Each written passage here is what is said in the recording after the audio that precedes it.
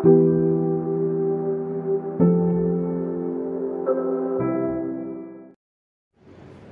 morning, teachers and all students at home. Before we start our teaching learning process online, let's come to God and listen His message. Now, let us have silent meditation. Mari mengambil saat teduh sejenak, mempersiapkan hati dan pikiran kita untuk mendengarkan firman Tuhan. Amen. Today we still talk about don't worry, and I have theme God is in control. Hari ini tema kita masih berbicara tentang jangan bimbang, dan saya mengambil topik Tuhan pegang kendali.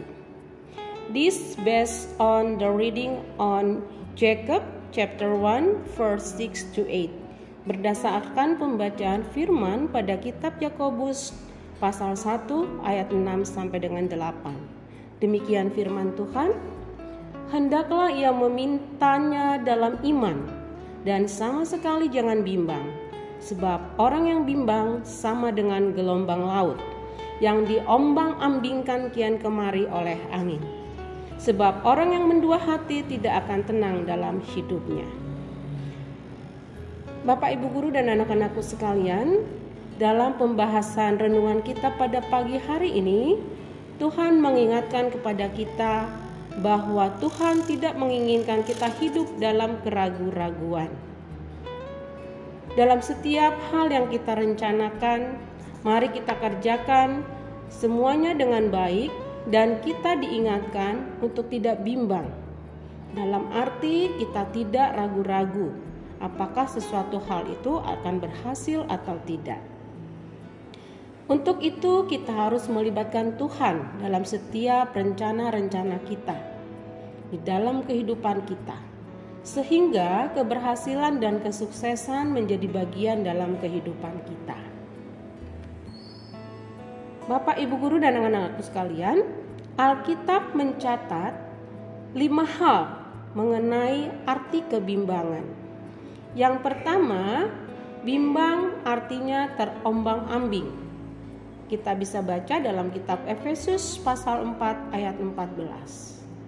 Tuhan tidak menginginkan kita diombang-ambingkan oleh sesuatu hal yang tidak pasti, karena hal itu akan membuat kita bimbang. Yang kedua, tidak ada kepastian hidup. Tertulis dalam kitab Matius 14 ayat 24. Kita tidak akan terbebas dari suatu angin sakal atau permasalahan kehidupan selama kita masih berada di dunia ini.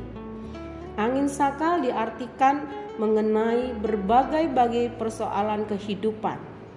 Dan Tuhan tidak mau jika kita tidak memiliki pengharapan di saat kita dalam permasalahan kehidupan. Yang ketiga, tidak ada tujuan. Yehezkiel 34 ayat 5 sampai 6. Yang keempat, tidak akan mendapat sesuatu, tertulis dalam kitab Yakobus pasal 1 ayat 7. Dan yang terakhir, yang kelima, kurang percaya, Matius 14 ayat 31. We will get miracles when we are close to God, so that there is no reason for us to hesitate. And the Bible records that God hates people who are indecisive. Mukjizat akan kita dapatkan pada saat kita dekat kepada Tuhan, sehingga tidak ada alasan untuk kita bimbang. Dan Alkitab mencatat bahwa Tuhan sangat membenci orang yang bimbang. Mazmur 119 ayat 113. Indecision is a dividing wall for us to get the blessing that come from God. James chapter 1 verse 7. Hard decisions are decisions to live faithfully to God, even though when we face problems, we don't know whether God is helping us or not. Kebimbangan merupakan tembok pemisah untuk kita untuk mendapatkan berkat-berkat yang berasal dari Tuhan. Yakobus 1 ayat 7. Keputusan hati merupakan keputusan untuk hidup setia kepada Tuhan. Walaupun di saat kita menghadapi masalah, kita tidak tahu apakah Tuhan sedang menolong kita atau tidak. Jika kita tidak bimbang, berarti ada dua hal yang kita miliki.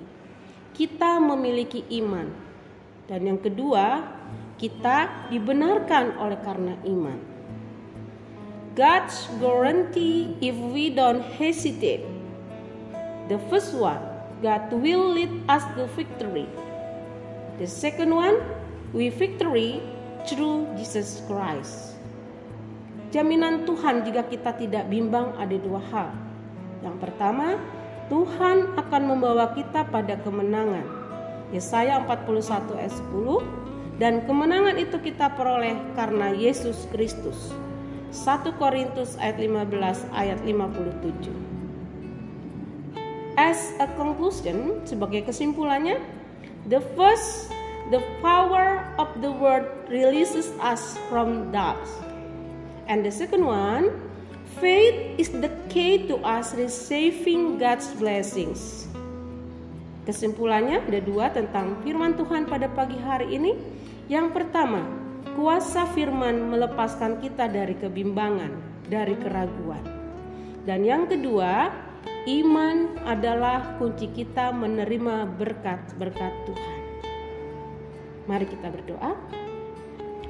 Ya Bapa, Engkaulah tumpuan iman dan harapan kami saat ini dan selamanya. Pandanglah anak-anak-Mu yang sedang dalam kebimbangan. Berilah kekuatan agar tidak goncang dan jatuh. Terangilah hati kami, agar kami dapat mengambil keputusan yang sesuai dengan kehendak-Mu dan kembali melangkah dengan yakin dalam tuntunan tangan kasih-Mu. Amin. Stay safe and healthy. Good luck.